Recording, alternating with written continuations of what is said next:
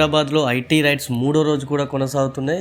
మొన్న సోమవారం రోజు ప్రారంభమైన ఈ ఐటీ రైడ్స్ ఇవాళ మరికొంతమంది సినీ నిర్మాతల ఇళ్లలోనూ కొనసాగుతున్నాయి. సోమవారం రోజు అటు దిల్ రాజుతో పాటు మైత్రి మూవీ మేకర్స్ నిర్మాతల ఇల్లు, అదేవిధంగా బంధువులతో పాటు ఆఫీసులలోనూ ఐటీ అధికారులు తనిఖీలు చేపట్టారు. ఇక ఇవాళ మరికొంతమంది నిర్మాతల ఇళ్లలోనూ ఐటీ అధికారులు సోదా చేస్తున్నారు. నిర్మాతలు నెక్కంటి శ్రీధర్తో పాటు అదేవిధంగా అభిషేక్ అగర్వాల్ వంటి వారి నిర్మాణ సంస్థలతో పాటు వారి ఆఫీసులలోనూ అధికారులు తనిఖీలు చేపట్టారు. ఇక దిల్ రాజుకు సంబంధించి చూసుకుంటే దిల్ రాజు ఈ సంక్రాంతికి సంబంధించి 2 భారీ సినిమాలు కూడా నిర్మించారు. ఒకటి గేమ్ చేంజర్, అదేవిధంగా సంక్రాంతికి వస్తున్నాం. ఈ 2 కూడా అటు సంక్రాంతి సందర్భంగా రిలీజ్ అయ్యి భారీ కలెక్షన్లతో దూసుకెళ్ళాయి. ఇక ఈ కలెక్షన్లకు సంబంధించి ఐటీ అధికారులు ఆరా తీస్తున్నట్లు కూడా తెలుస్తుంది. ఇప్పటికే దిల్ రాజు సతీమణి తేజస్విని బ్యాంకుకి తీసుకెళ్ళి అటు లాకర్ ఓపెన్ చేయించి లాకర్లో ఏమున్నాయో అధికారులు కూడా ఆరా తీశారు. ఇంకా అదేవిధంగా అటు మైత్రి మూవీ మేకర్స్ చూసుకుంటే పుష్ప 2 వంటి భారీ హిట్ను మైత్రి మూవీ నుంచి వచ్చిందే.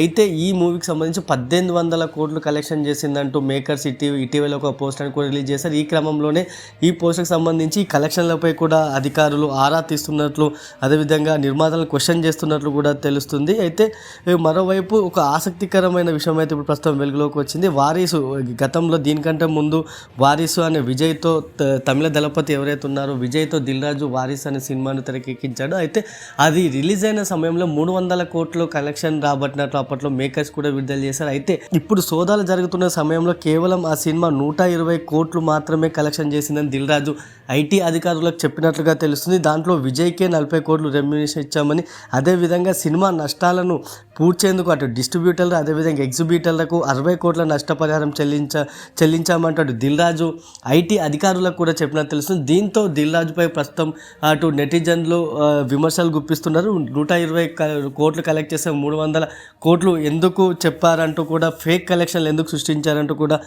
పలువురు నెటిజన్లు దిల్ రాజుపై విమర్శలు గుప్పిస్తున్నారు. ఇక మరోవైపు పుష్ప 2 డైరెక్టర్ ఎవరైతే ఉన్నారో సుకుమార్ ఇంట్లోనూ రెండో రోజు ఐటీ అధికారులు లావాదేవీలకు సంబంధించిన విషయాలను అదేవిధంగా డాక్యుమెంట్లను ప్రస్తుతం పరిశీలిస్తున్నారు. ఇక వీరితో పాటు ఈ సినిమాలకు ఎవరైతే ఫైనాన్స్ ఇస్తున్నారో అదే దిల్ రాజు లేదా మైత్రి మూవీ మేకర్స్ వంటి నిర్మాణ సంస్థలకు ఫైనాన్స్ ఇస్తున్న సంస్థలపై కూడా ప్రస్తుతం ఐటీ అధికారులు తనిఖీలు చేస్తున్నారు. దీనికి సంబంధించి ఇక గత 3 రోజుల నుంచి కూడా ప్రస్తుతం ఈ తనిఖీలు కొనసాగుతున్నాయి. ఇక ఈ తనిఖీలకు సంబంధించి ఐటీ అధికారులు మాత్రం అధికారికంగా ఎటువంటి విషయాలను అయితే వెల్లడించలేదు. మరోవైపు ఈ తనిఖీలపై అటు దిల్ రాజు కూడా నిన్న స్పందించిన విషయం తెలిసిందే. ఈ ఐటీ సోదాలు అనేది తాను ఒక్కడిపైన జరుగుతలేదు, ఇండస్ట్రీలోని చాలామంది పైన కూడా ఈ ఐటీ రైడ్స్ జరుగుతున్నాయని, అయితే తాను ఒక్కడిని హైలైట్ చేయడం కరెక్ట్ కాదంటూ కూడా నిన్న దిల్ రాజు అభిప్రాయపడ్డారు. దీనికి సంబంధించి అటు ఐటీ అధికారులు మాత్రం ఈ దాడులకు సంబంధించి ఎటువంటి అధికారిక ప్రకటన చేయలేదు. దీనికి సంబంధించి ఈ ఐటీ రైడ్స్లో ఏ విషయాలు బయటపడతాయి, ఏదైనా ఆర్థిక లావాదేవీలకు సంబంధించిన అంశాలు, ఏమైనా అక్రమ లావాదేవీలు బయటపడతాయా, అసలు ఏం జరుగుతుందనేది మాత్రం మనకు తెలియాల్సి ఉంది.